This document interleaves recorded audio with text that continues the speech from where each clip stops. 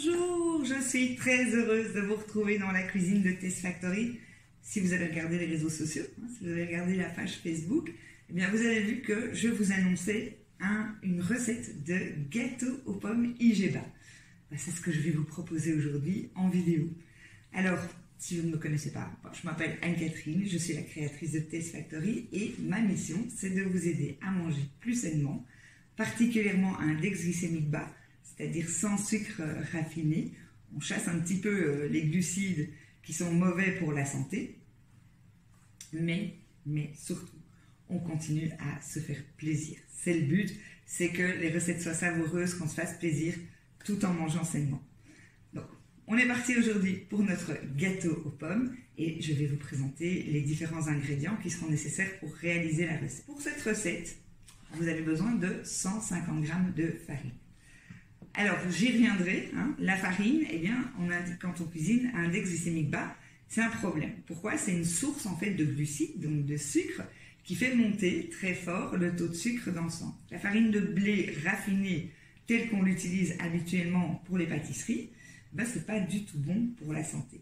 Donc, vous allez devoir utiliser une farine à index glycémique bas. Mais on y revient un petit peu plus tard.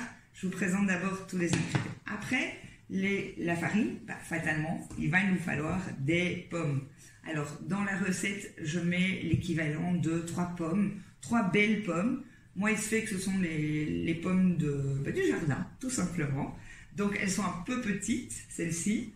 Donc, ça donne l'équivalent, je vais dire, de 250 g de pommes quand elles sont là, épluchées et coupées en petits dés. D'accord? Donc, achetez 3-4 pommes, épluchez-les, coupez-les en petits dés, pesez. Il vous faut l'équivalent de 250 g. Après les pommes, on a besoin du beurre. Ça, c'est un classique. De beurre comme vous l'utilisez habituellement. On a besoin de 100 g. On aura besoin de 100 g de sucre. Et là aussi, puisque c'est le but de la cuisine à index glycémique bas, on fait attention au sucre qu'on utilise. On va utiliser un sucre IGEBA, qu'on appelle IGEBA. Alors, je vous les montrerai. Je vous montre le paquet que j'utilise. Moi, j'utilise le sucrine, ça s'appelle le sucrine original. Je vais vous montrer à quoi il ressemble quand on fait la recette et je vous expliquerai pourquoi j'ai choisi celui-là. Après le sucre, on a besoin l'équivalent d'une cuillère à café de levure chimique, donc ce qu'on appelle en anglais du baking powder ou de la poudre à lever. On aura aussi besoin d'une pincée de sel. On a bien entendu, besoin de 2 œufs. Vous pouvez rajouter, et je le ferai aussi, de l'extrait de vanille. Si vous préférez, vous pouvez mettre d'autres épices. Si vous avez envie de mettre un petit peu de cannelle, par exemple, dans le gâteau, ça va être très très très bon aussi. Pour la finition du gâteau, je vais utiliser un sucre qu'on appelle un sucre glace, un S0. Donc c'est un sucre en poudre. Pour cela, moi, j'ai choisi le sucrine icing de la marque Sucrine, fatalement. Là aussi, je vous expliquerai pourquoi et comment on l'utilise. Et finalement, on va mettre 25 ml d'huile. Vous choisissez une huile neutre de préférence. Donc, si vous êtes prêts, eh bien, on se lance dans la recette. Alors, la première étape de la recette, ça va être tout simple. Ça va être de préchauffer le four à 170 degrés. Et je vais chercher mon plat qui est un peu loin voilà, ça va être mon plat à tarte. Je vais simplement faire ce qu'on appelle en cuisine chemiser. Donc je vais juste ajouter un papier cuisson. Vous voyez, je ne me casse pas la tête.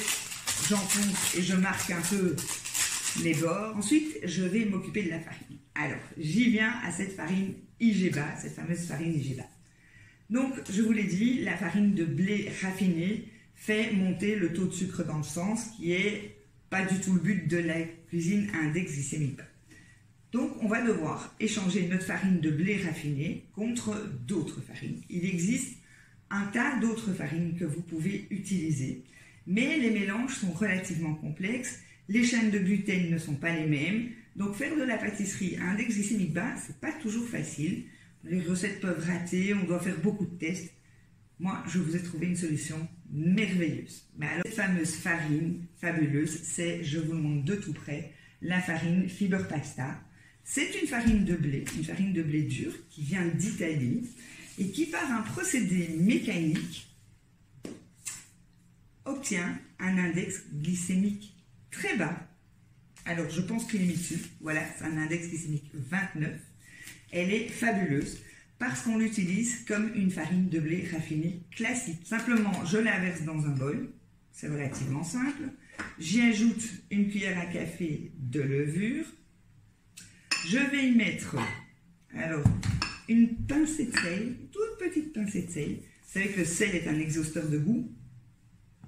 Alors, même si c'est un peu étrange de mettre du sel dans la pâtisserie, bien que si vous êtes rompu à l'exercice de la pâtisserie, vous savez qu'on le fait souvent.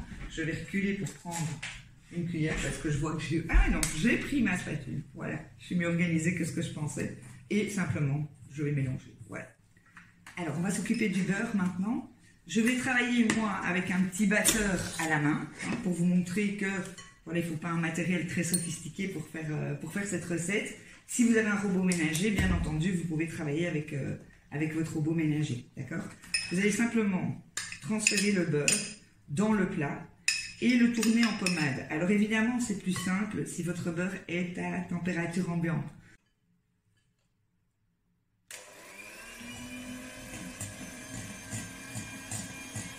Alors voilà, mon beurre est tourné en pommade. Je vais essayer de vous le montrer le plus près possible. Alors c'est pas évident, mais il est vraiment très mou. Et je vais lui ajouter le sucre. Le sucre, fatalement, c'est ce qu'on chasse dans la cuisine à index glycémique bas. En tout cas, on chasse les sucres raffinés. Donc, le sucre blanc que vous utilisez va faire monter votre glycémie, donc le taux de sucre dans le sang, très très fort. On a des alternatives. Cette marque que vous voyez ici, qui est Sucrine, propose, et je trouve ça assez génial pour un cuisinier et pour qui aime cuisiner, une gamme complète de sucre à index glycémique bas, donc qui parfois même n'ajoute carrément pas de calories, ça dépend du type de sucre qu'on utilise, et qui va vous permettre quand même de manger sucré, de faire des pâtisseries. Alors je vais vous le montrer, tiens, je vais le verser ici dans le pot pour que vous puissiez voir, mais c'est comme un sucre de betterave, hein, que vous avez du sucre en poudre, vous voyez, voilà, ça ressemble à du sucre blanc. Qu'est-ce que je fais? J'ai mis mon sucre dans mon beurre, et maintenant, je vais à nouveau le mélanger au batteur. Alors là, pareil, hein, vous allez tourner 2-3 minutes le temps que ce soit bien incorporé. Ensuite, je vais y ajouter les œufs, donc un à un. Donc vous savez que pour éviter les petits problèmes, hein, on ne casse pas directement dans le plat, on casse l'œuf dans un petit récipient. Comme ça, si on a un morceau de coquille, ben, on le voit tout de suite. Et on verse un à un les œufs.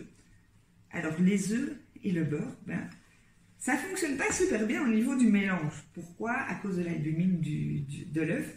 Donc ça va commencer un peu à grainer. Vous savez, un peu comme quand vous faites une mayonnaise et qu'elle tranche. On voit des petits grains. C'est pas grave, ne vous inquiétez pas, c'est tout à fait normal. Une fois que les deux œufs sont incorporés, vous pouvez ajouter le mélange de farine, levure et sel. À partir de là, vous mélangez doucement.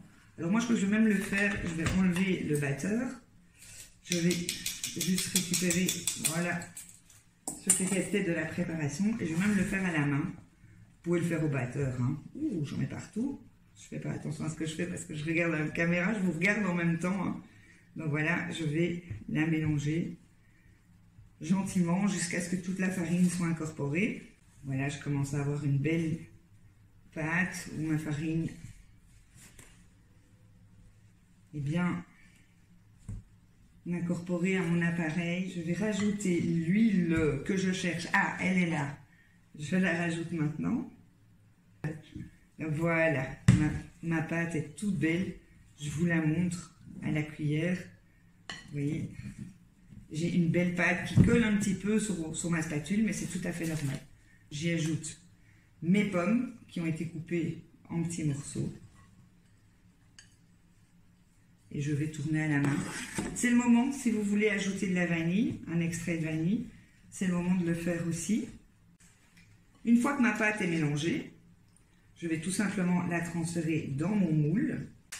Et maintenant, je vais aplatir ma pâte dans mon moule. Je vais essayer quand même d'équilibrer un petit peu et de faire en sorte que ce soit joli.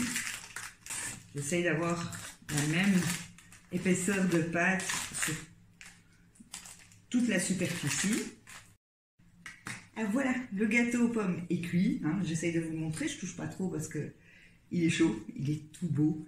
Une dernière petite opération, c'est que je vais ajouter dessus du sucre glace, du sucre de glaçage, donc du S0. Toujours, je vais vous montrer le paquet après, en IGBA, donc de la marque Sucrine. J'utilise une petite passoire, un filet très très fin, et je vais simplement taper ma cuillère dessus. Voilà, je me mets un petit peu plus haut pour que quand ça tombe, ce soit bien en pluie. Voilà, je dépose mon filet et je vous montre le produit. Donc c'est du Sucrine Icing. Ce sont tous les produits que vous pouvez trouver dans la boutique de Taste Factory. Et ben, maintenant, il n'y a plus qu'à vous souhaiter bon appétit. Et je vous garantis que le plus difficile, c'est pas de le faire, ça va être d'arriver à le garder parce que tout le monde va en vouloir. Ben, on se retrouve bientôt pour des nouvelles recettes ou des nouvelles astuces. À bientôt. Au revoir.